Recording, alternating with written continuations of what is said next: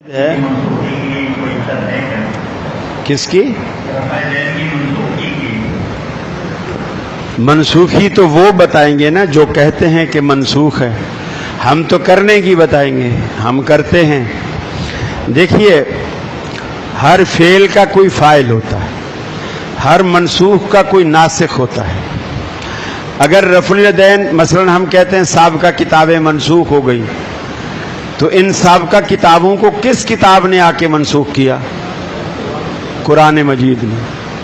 ہم کہتے ہیں سابقہ انبیاء کی نبوت منسوخ ہو گئی، ان کو کس کی نبوت نے منسوخ کیا؟ محمد رسول اللہ صلی اللہ علیہ وسلم نے. اب یہ تو رفع الیدین نہ کرنے والے بھی مانتے ہیں کہ جی پہلے کرتے تھے، ہم بھی کہتے ہیں کرتے تھے، وہ بھی کہتے ہیں پہلے کرتے تھے. پھر یہ کہتے ہیں کہ وہ منسوخ ہو گئی. اب کس نے منسوخ کیا وہ حکم دکھاؤ، وہ حکم دکھاؤ کہ جی یہ حکم ہے جس سے رفع الیدین منسوخ ہو گئی ہے اور اللہ کے رسول نے منسوخ کیا ہے. اور دوسری بات یہ عقل کے بھی خلاف ہے کہ ایک کام کو اللہ کے رسول کرتے ہوں، پہلے ایک کام کرتے ہوں، پھر اسی اپنے کام کو اس طرح منع کریں کہ تمہیں کیا ہو گیا، تم گھوڑوں کی دموں کی طرح دمیں ہی لاتے ہو. صحابہ نہیں سوچیں گے کہ یار کل تو اللہ کے رسول خود کر رہے تھے اور آج کہہ رہے ہیں یہ گھوڑے کی دم ہلا رہے تم؟ ہم نے تو آپ کو دیکھ کر شروع کی ہے، آپ کو دیکھ. وائل ابن حجر رضی اللہ تعالیٰ عنہ اسلامک ہسٹری میں، صحابہ کرام کی زندگی میں سب سے آخری دور میں اسلام لانے والا صحابی ہے حضرت وائل ابن حجر. جسٹس تقی عثمانی نے اپنی کتابوں میں، درس بخاری میں جگہ جگہ بیان کیا اس بات کو کہ وائل ابن حجر آخر میں ایمان لانے والا صحابی.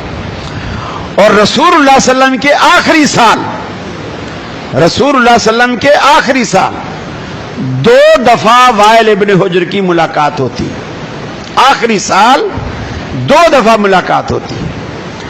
ایک دفعہ ایسے موسم میں جیسے موسم میں آج ہم یہاں پسینہ پسینہ ہو رہے ہیں، اور ایک ایسے موسم میں کہ سردیاں تھیں اور اللہ کے رسول نے اپنے اوپر ایک چادر، شال جسے آپ کہہ لیں، سردی سے بچنے کے لیے وہ آپ نے اوڑھ رکھی تھی.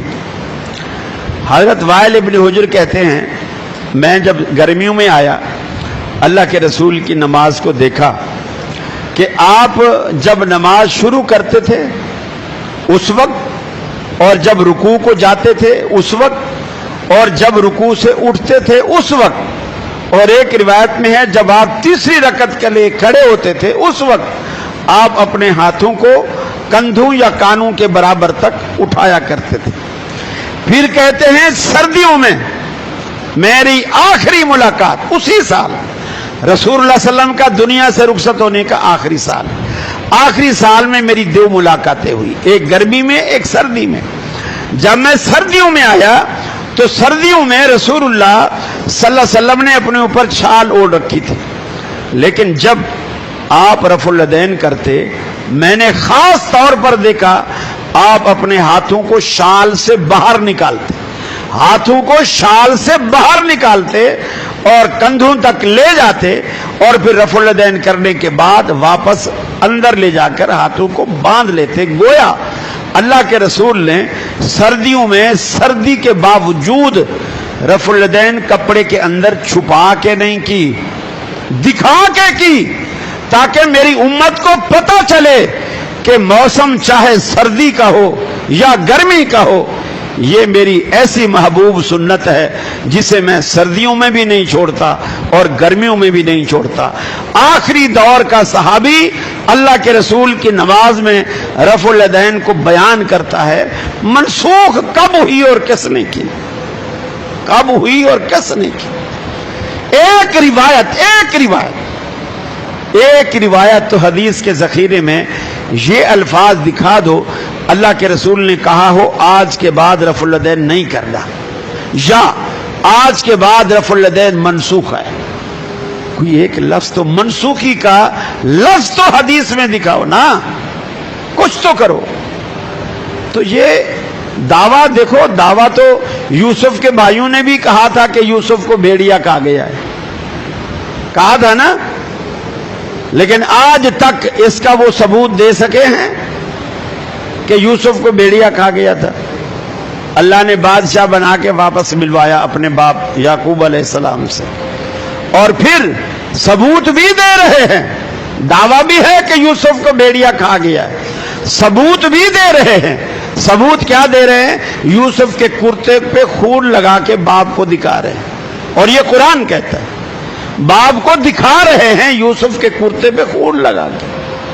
اب ثبوت بھی دکھا رہے ہیں، لیکن قرآن کہتا ہے ان کا دعویٰ بھی جھوٹا تھا، ان کا ثبوت بھی جھوٹا تھا۔ ارے وہ جھوٹا صحیح، تم دکھاؤ تو صحیح نا، دکھاؤ تو صحیح کہ منسوخی کی یہ حدیث ہے کہ آپ نے فرمایا آج کے بعد رفع الیدین نہیں کر رہے۔ کم از کم میں اپنے حد تک میں یہ آپ سے وعدہ کرتا ہوں، آپ حدیث لے آئے میں آج ہی ترک کروں گا، آج ہی ترک کروں گا۔ اللہ کے رسول نے منسوخ کر دی ہو اور ہم کرتے بھی رہے، یہ کیسے ہو سکتا ہے؟ جو بخاری شریف نے 4-5 روایات جو بخاری نے نقل کی ہے نا، دنیا آج تک ایڑی چوٹی کا زور لگا کر دنیا آج تک اس کا توڑ پیش نہیں کر سکی۔ مولانا مودودی سے کسی نے پوچھا تھا، اور یہ جو ان کے مسائل، احکام و مسائل پر رسائل ہیں ان کے 4-5 جلدوں میں، اس میں یہ موجود ہے، کسی نے پوچھا کہ جی رفع الیدین کرنی چاہیے یا نہیں کرنی چاہیے؟ انہوں نے جواب میں، حالانکہ وہ حنفی تھے، مولانا مودودی حنفی تھے، رفع الیدین نہیں کرتے تھے، جواب میں انہوں نے یہ کہا کہ امام بخاری جو 3-4 روایتیں لائے ہیں، دنیا آج تک اس کا توڑ پیش نہیں کر سکی، دنیا آج تک اس کا توڑ پیش نہیں کر سکی۔ شاہ ولی اللہ محدث دہلوی رحمت اللہ علیہ، ان سے کسی نے پوچھا، انہوں نے کہا، حالانکہ وہ خود رفع الیدین نہیں کرتے تھے، خود رفع الیدین نہیں کرتے تھے، کسی نے پوچھا، کہنے لگے مجھے رفع الیدین کرنے والے نہ کرنے والوں سے بہتر لگتے، اچھے لگتے، زیادہ پیارے لگتے رفع الیدین کرنے والے نہ کرنے والوں سے۔ احناف کے اب بھی بعض علماء ایسے ہیں جن سے تنہائی میں خلوت میں جا کر کے پوچھو رفع الیدین کے بارے میں، تو وہ کہتے ہیں کہ جی گھر میں علیحدگی میں کبھی کر لیا کرو، یہ بھی سنت ہے، مسجد میں نہیں کرنے دیتے، مسجد میں نہیں کرنے، لوگوں کو پتہ چل جائے گا، پھر لوگ بولیں گے کہ اچھا خود علیحدگی میں کرتے ہوں گے۔ مولانا ثناء اللہ پانی پتی، یہ 2 ثناء اللہ گزرے، ایک اہل حدیثوں کے مولانا ثناء اللہ امرتسری، ایک دیوبند کے مولانا ثناء اللہ پانی پتی۔ تو یہ جو مولانا ثناء اللہ پانی پتی ہے، ان کے کچھ وصایا چھپے ہیں، یہ قدیمی کتب خانے والے کراچی والے جو ہیں، انہوں نے وہ چھاپے وصایا، یہ وصایا وصیت کی جمع ہے، وصایا شریف کے نام سے، اس میں ان کی ایک وصیت ہے، وصیت یہ ہے کہ میرا جنازہ ایسے بندے سے پڑھوانا جو جنازے میں سورۃ فاتحہ پڑھتا ہو، جو جنازے میں سورۃ فاتحہ پڑھتا۔ مجھے بتائیے اس پورے کراچی کیا پورے پاکستان میں جنازے میں سورۃ فاتحہ کون لوگ پڑھتے ہیں؟ اب وہ ڈر کے مارے یہ تو نہیں کہہ رہا کہ میرا جنازہ اہل حدیث سے پڑھوانا، یہ نہیں کہہ رہا، لیکن بات ایسی کہہ رہا ہے کہ اس سے مراد اہل حدیث ہے، کہ میرا جنازہ ایسے بندے سے پڑھوانا جو جنازے میں فاتحہ پڑھتا ہو۔ تو میرے بھائیو، جب بعد میں تمہیں آخری عمر میں جا کے یہ پچھتاوا ہوتا ہے اور اپنے جنازے بچا رہے ہو، تو لوگوں کے جنازے کیوں برباد کر رہے ہو؟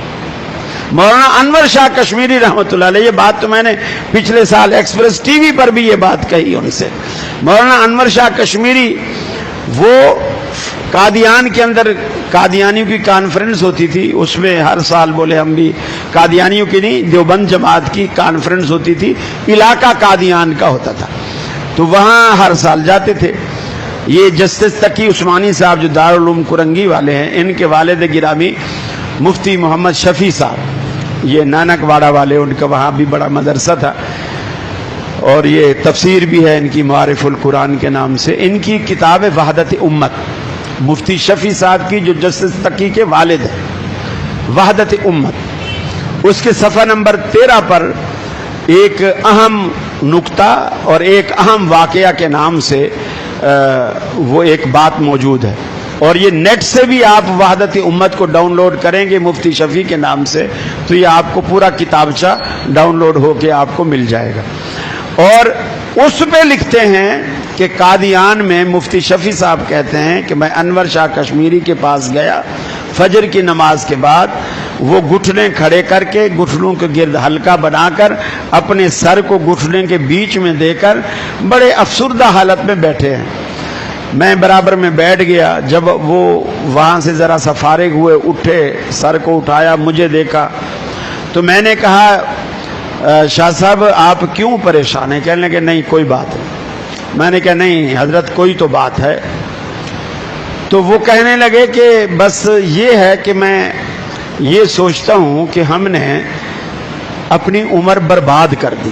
مفتی شفیع صاحب کہتے ہیں کہ میں نے کہا حضرت آپ کی آدھی عمر پڑھنے میں گزر گئی, آدھی پڑھانے میں گزر گئی, آپ اس کو عمر کا برباد ہونا کہہ رہے ہیں. اگر یہ عمر برباد ہوئی تو پھر کام میں کس کی عمر لگی؟ وہ کہتے ہیں شفیع بھائی میں آپ کو صحیح کہتا ہوں, ہم نے عمر برباد کر دی. میں نے پوچھا حضرت آخر بات کیا ہے؟ کہنے لگے ہم نے ساری زندگی یہ کوشش کی ہے کہ اپنے مسلک کو دوسرے مسلک پر ترجیح دیں.